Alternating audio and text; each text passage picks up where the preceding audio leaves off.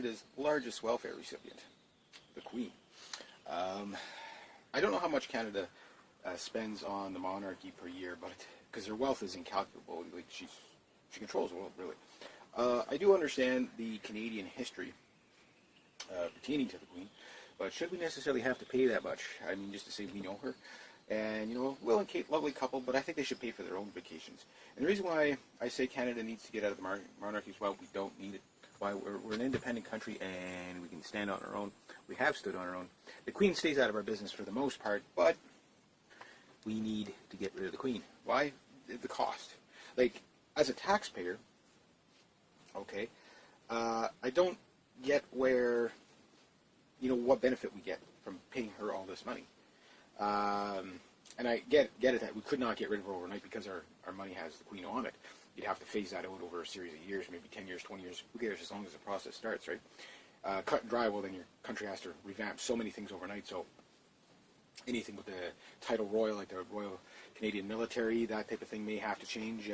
The politics would change. We would no longer have a Governor General.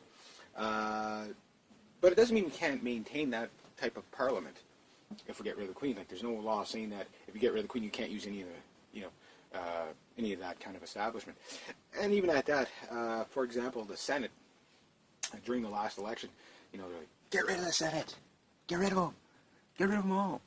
And I started thinking about this. Well, the Senate itself, yes, get rid of them because they're overpriced and, they're a bunch of sleeping dinosaurs. But what is the Senate?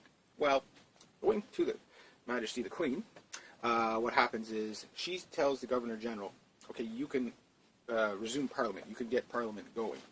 And the Governor General, on behalf of the Queen, says, okay, Parliament, you resume. So they go to work, and right now the Conservative government holds a world record in government working, if you ask me, because they've passed more bills than any government in history, I think. But that's kind of cool because they are a majority government, and I don't agree with all the bills, and before you bash me over the head, Stephen Harper did this, Stephen Harper did. I know exactly what the Conservatives do. They've done lots of great things, but they're doing a lot of really stupid things too. But it's the Governor General who says, okay, Parliament can resume, and then when the Conservatives pass an omnibus bill, and I get the idea behind the omnibus bills, pass it and then weed out whatever you don't want to keep. The danger on that is if the public's kind of asleep, laws will get passed without them knowing, and then all of a sudden one day it's illegal to breathe, you know what I mean? That's the problem with that. But on the other hand, for the opposition complaining that, well, they're passing bills too fast through the Parliament. Well, that's their job. Without enough debate. And the Liberals do this, the NDP does this, but if they had a majority government, they'd be doing the same thing. And in fact, as a Canadian taxpayer, I'm kind of, I applaud the Conservative government for actually doing something. Even if you don't agree with them, at least they're working, you know what I mean? So, yeah, as long as the people are on top of what bills should be passed and what shouldn't. So how does a bill get passed? Well, Majesty the Queen, okay, tells Governor General to resume Parliament, okay. He tells Parliament, do your job. Parliament passes a bill. Before it can be finalized, it goes to the Senate. When it goes to the Senate, these are the kind of like the last voice of reason, so to speak. But if you pack the Senate with your own supporters, well, you see where the conflict of interest is. So the Senate was supposed to be kind of the equivalent of the United States Congress, where, if it doesn't pass here, it doesn't go into law. But if it passes in the Senate, it goes into law. Where this becomes a problem is, do we need a Senate? No, we don't need a Senate. We don't need the Queen either, because the Queen, like, for the most part, she doesn't really openly intervene in Canadian business and politics.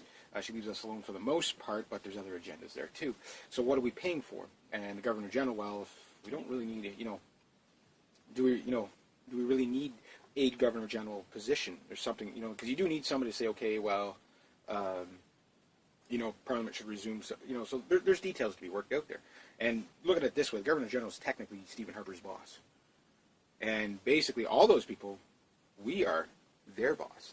And with the Queen, nobody can trump the Queen. You know what I'm saying? But we can call for suspended elections and stuff like that. Kind of like what happened. The problem is it was the government that asked for the suspension of the Parliament last time. It wasn't the people. And whether you agree with it or not, that's what happened, okay? But to keep the Governor General, I don't think we need one. To keep the Senate, we don't need it either. To make Will and Kate pay for their vacation, that's a good thing. The taxpayer shouldn't have to pick that up because we don't get a benefit paying a tax to the Queen. We do not get any benefit. So we need to move more sovereign from the Queen. I mean, I'm not saying smite the history from the books. It is what it is. But what I'm saying is we need to get rid of Canada's largest welfare recipient because her wealth is incalculable. We don't know how much we give to her. It's billions. That could be going on to our retirement, healthcare, stuff like that. Stuff that the austerity's tackling now. Well, the problem with the austerity is that it hits the little guy first and works its way up. They need to go from the top down, and the Queen is kind of you got Queen, Bill 101, the UN, NATO, CBC, Canada, Air Canada, CP Rail, all those organizations. Those are the big, Canada Post. Those are the big things that are costing the taxpayers a lot. And healthcare and Social Security probably cost more than those, but that's money being taken away from that. I think there's deregulation opens competition. So if we did get rid of the Senate and the government was passing bill after bill after bill, well, how do you oppose it? How do you say, okay, well, this is not a good bill, and we don't want this? Well, it's simple. You make the people the Senate. You say, here's the bill, in full accountable, we read every aspect of the bill, the politician knows the bill, and more importantly, we are going to shop it to the Canadian people. Say, this is the bill we want to pass.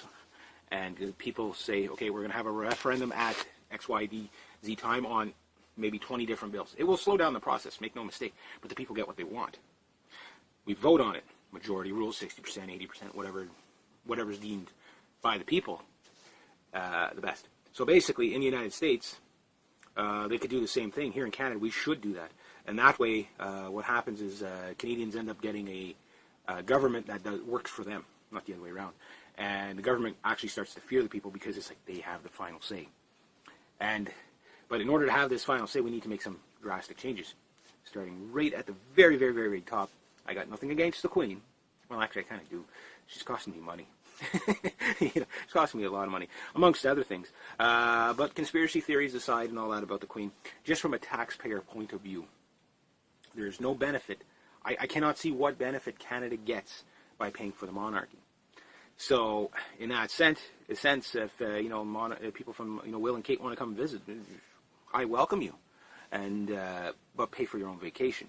They shouldn't be, in these times where people are, worried about their jobs, worried about their health care, their Social Security, have to work till you die program, until you're 67. When you get 67, it'll be 97. When you get 97, it'll be 107. If you live to 107, they'll put it at 157, and if you live that long, they're just going to,